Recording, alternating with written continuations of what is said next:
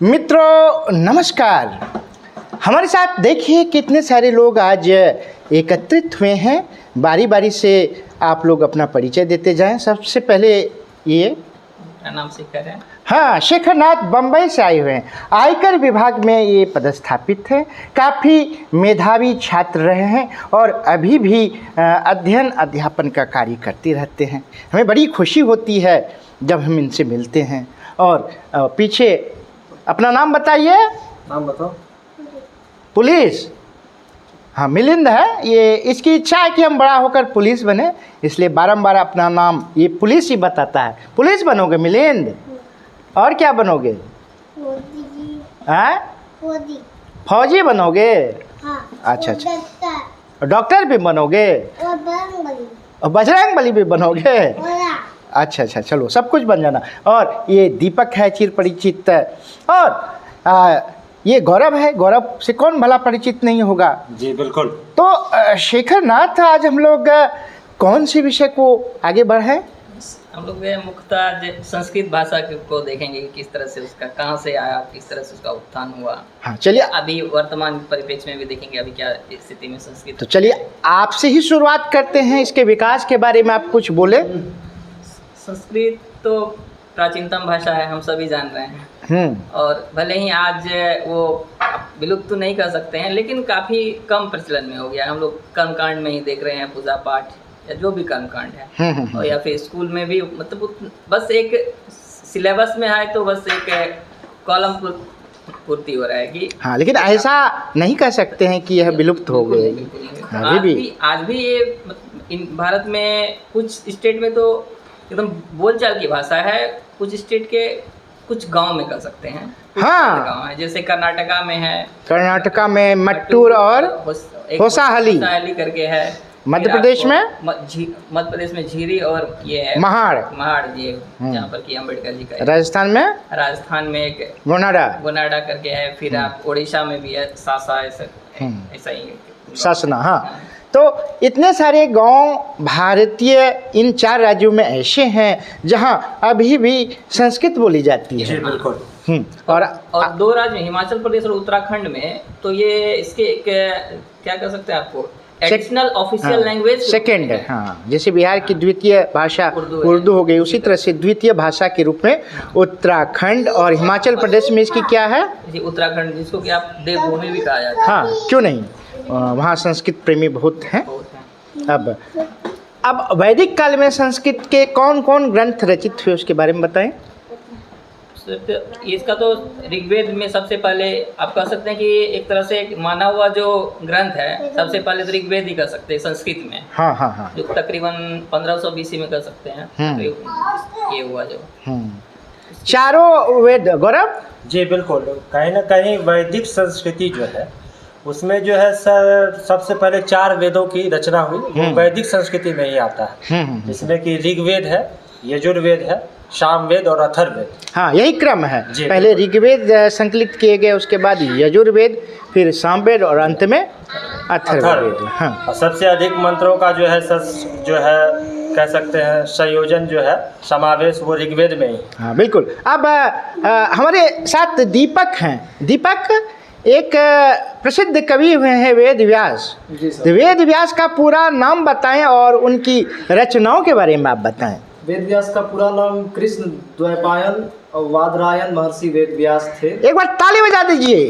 देखिए कितना लंबा नाम था, इसे दीपक ने कितनी सहजता के साथ बोल दिया। बिल्कुल बिल्कुल जी सर। चूंकि सांवले वर्ण के थे इसलिए उनका नाम था कृष्ण। द्वीप में निवास करते थे तो द्वैपायन। बद्री का फल खाकर गुजारा करते थे तो बादरायन। हाँ, वेदों की ज्ञाता थे तो इसलिए वेद व्यास।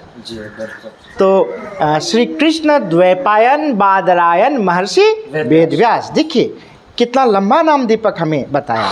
और दीपक, ये जो महान कवि थे इन्होंने क्या क्या ग्रंथ लिखे रचे? हाँ ठीक ठीक। 18 पुराण का संरचना किए थे। हाँ, 18 पुराण, महाभारत भी ना? जी, महाभारत, वेदों का भी संकलन किया था। उन्हीं की जो है रचना है। और देखिए हमारे साथ गौरव उपस्थित है। गौरव आतुर है उन 18 पुराणों के नाम बोलने हेतु। बोल दीजिए। बिल्कुल सर। जो 18 पुराण है सर, उसमें जो है सबसे पहले है मत्स्य पुराण, उसके बाद है सर दूसरे नंबर पे मार्कंडेय पुराण, उसके बाद है सर भागवत पुराण, भविष्य पुराण, 4 हुए। उसके बाद है सर विष्णु पुराण, वायु पुराण, वराह पुराण, वामन पुराण। उसके बाद जो है सर है गरुड़ पुराण, लिंग पुराण, कर्मु पुराण। उसके बाद जो है सर शिव पुराण भी है। शिव पुराण भी है, शिव महापुराण है ना। उसके बाद जो है सर स्कंद पुराण, जो कि 18 पुराणों में सबसे बड़ा पुराण जो है वो स्कंद पुराण ही है। ठीक है, इसी प्रकार है सर अग्नि पुराण है, और गरुड़ पुराण तो हो ही गया। गरुड़ पुराण तो इतना महत्वपूर्ण है कि व्यक्ति के मरणोपरांत जब तक गरुड़ पुराण का गहर में वाचन नहीं होता है तब तक शुद्ध नहीं होता है, आत्मा की भी शुद्धि नहीं होती। बिल्कुल, वह एक अनिवार्य अंग है ना श्राद्ध कर्म का। जी बिल्कुल। नारद पुराण भी है सर, उसके बाद पद्म पुराण है, मार्कंडेय पुराण भी है, लिंग पुराण है। चलिए एक बार गौरव के लिए ताली बजा दीजिए, उन्होंने 18 पुराणों के नाम बताए है ना। अब शेखर हमें कुछ शासकों और उससे जुड़े हुए कवियों, संस्कृत कवियों, रचनाकारों के नाम बताएगा। आइए मौर्य काल में बताने शेखर। मौर्य काल में सर ये अर्थशास्त्र है आपका, कौटिल्य ने लिखा है। इसका इधर गुप्त काल का तो कोई बात ही नहीं हो, क्योंकि ये इसी को संस्कृत का स्वर्ण युग कहा जाता है। हाँ, संस्कृत का स्वर्ण युग है। अच्छा, कौन कौन लेखक हुए बताएं बारी बारी से आप। इसमें आपका ये वरामीर हैं, कालिदास हैं, अमर सिंह हैं, भारवी, हरिसेन हैं, हाँ किरातार्जुनीयम के लेखक भारवी हैं। तो ये प्रमुख हो गया आपको इधर गुप्त काल में।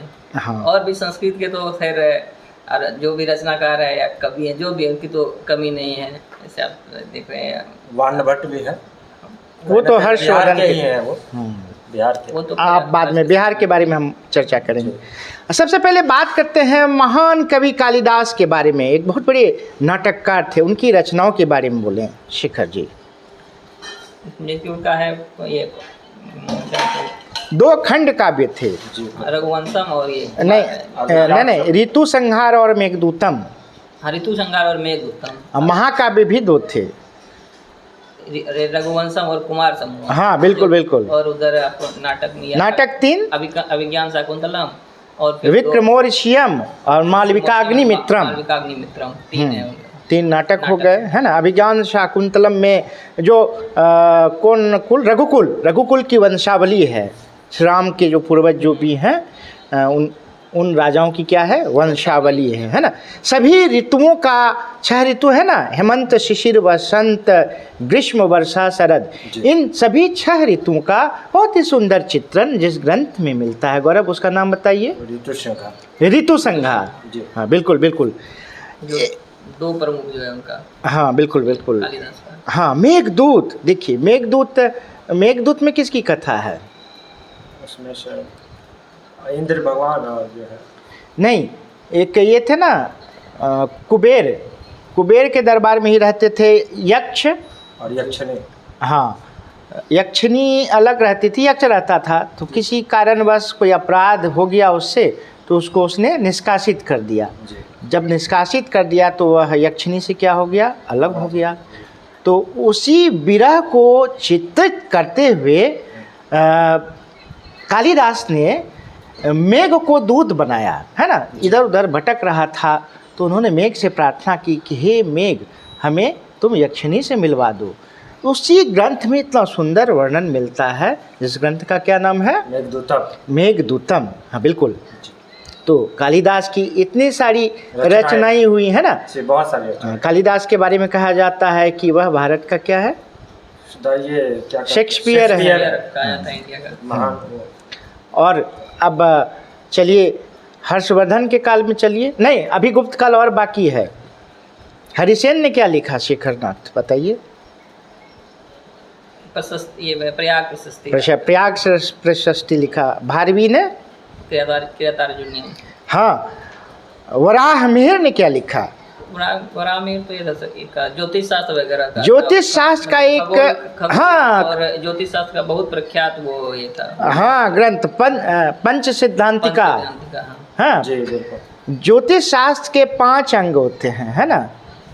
तिथि, वार, योग, नक्षत्र और करण, है ना। जी। तिथि, वार, योग, नक्षत्र और करण, ये 5 सिद्धांत हो गए, जी, है ना। बिल्कुल। उसी ग्रंथ में सुंदर चित्रण है। एक आर्यभट्ट भी थे जो पाटलिपुत्र के निवासी थे, उन्होंने भी खगोल शास्त्र और गणित शास्त्र पर बहुत सारे ग्रंथ लिखे थे। जी बिल्कुल। एक सुप्रसिद्ध ग्रंथ का नाम आप लोग बता सकेंगे उनका? आर्यभट्टियम। वही तो आर्यभट्टियम ही था उसका। आर्यभट्टियम ही था। तो अमर सिंह ने क्या लिखा शेखर जी? शब्दकोश लिखा, जी बिल्कुल। अमरकोश, है ना। तो गुप्त काल संस्कृत साहित्य का स्वर्ण काल हो गया। तो साहित्य का ही कहा जाता है, और संस्कृत, क्योंकि संस्कृत भी हमारा साहित्य ही है। बिल्कुल बिल्कुल। तो हाँ, और कुछ शासकों से जुड़े कवियों के नाम आप बताएं शेखर जी। इससे ये भभूति का है। हाँ, भभूति किसके दरबार में थे? भभूति कन्नौज के शासक थे यशोधर्मन। यशोवर्मन, हाँ, यशोवर्मन। यशोवर्मन, हाँ, उसके काल में थे। कल्हन कश्मीर के कवि, कश्मीर का जो इतिहास लिखा है, कश्मीर का इतिहास, हाँ हाँ। एक बंगाल के भी बहुत बड़े कवि हुए हैं, गीत गोविंद के लेखक जयदेव, है ना जी। हाँ, राजशेखर, काव्य मीमांसा के लेखक राजशेखर, है ना, भर्तृहरि। तो इतने सारे संस्कृत के रचनाकार हैं, उनकी रचनाएं हैं, है ना। तो संस्कृत एक बहुत ही सुंदर भाषा है। यह कई प्राचीन और अर्वाचीन भाषाओं की क्या है? जननी रही है ना। अभी भी इसका प्रयोग होता रहा है। बहुत सारे विदेशी लोगों ने भी इसके बारे में बताया, इसका महात्म्य बताया, इसकी प्रशंसा की है। अच्छा, ये जो गौरव है, बिहार के एक बहुत बड़े कवि हुए हैं विद्यापति, उनकी कुछ संस्कृत की रचनाएं हैं, उसके बारे में बताएगा अंत में गौरव, उपसंहार करेगा। लेखक है वो है लिखनावली है, उसके बाद गंगा काव्यवली है, और भी रचनाएं हैं उनकी। लिखनावली, दान वाक्यावली, है ना, गंगा वाक्यावली और दुर्गा भक्ति तरंगिनी। उसी पुस्तक में वो गाना है जो हम लोग दुर्गा पूजा में गाते हैं, जय जय भैरवी असुर भयावहनी पशुपति भामनी माया, है ना, शिव सर्वस्व सार। वो दोनों भाषाओं के ज्ञाता थे, संस्कृत के भी थे और मैथिली के भी थे, दोनों ही भाषाओं में लिखे। और भी है सर, जैसे वानभट्ट भी थे बिहार के ही, वानभट्ट, मंडन मिश्र थे, मंडन मिश्र भी थे, बिल्कुल। ये सब बिहार के ही जो है संस्कृत का विद्वान कहे जाते हैं। वाचस्पति जी, वाचस्पति मिश्र, वो भी जो है संस्कृत के विद्वान ही है। हाँ। और लेकिन सर मेरा एक प्रश्न है सर, मंडन मिश्र का इन्हें साक्षात हुआ था विदुषी भारती से, हाँ, शंकराचार्य के साथ। तो प्रश्न है सर कि जैसे संस्कृत जो है उसको दो भागों में कहीं ना कहीं बांटा गया, एक वैदिक संस्कृति, एक लौकिक संस्कृति, ये दोनों में क्या अंतर है सर? शेखर आप बताइए अंतर। देखिए, वैदिक संस्कृत जो लिखा गया जी, है ना, उसका अलग ही व्याकरण था। अच्छा, प्रत्येक वेद का एक अलग व्याकरण था। अच्छा, जिसका नाम क्या था शेखर बताएगा? प्रतिशाख्य। प्रतिशाख्य, हाँ जी, प्रतिशाख्य। जब तक उस प्रतिशाख्य को नहीं जानेंगे तब तक पर्टिकुलर वेद को हम नहीं जान पाएंगे, है ना। बाद में क्या हुआ, महर्षि पाणिनि आए लगभग 500 ईसा पूर्व बीसी में, के लेखक है, हाँ, अष्टाध्यायी। उन्होंने ही सर्वप्रथम संस्कृत भाषा को क्या किया, व्यवस्थित किया। संस्कृत का प्रथम व्याकरण ग्रंथ लिखा। जी बिल्कुल, अष्टाध्यायी, 8 अध्यायों में यह क्या है, समाकलन किया, विभक्त है। जी। अभी भी जब कोई संस्कृत का अध्ययन करना चाहता है तो जब तक अष्टाध्यायी का अध्ययन नहीं करेगा तब तक वह संस्कृत का प्रकांड विद्वान नहीं हो सकता। जी, हाँ, प्रकांड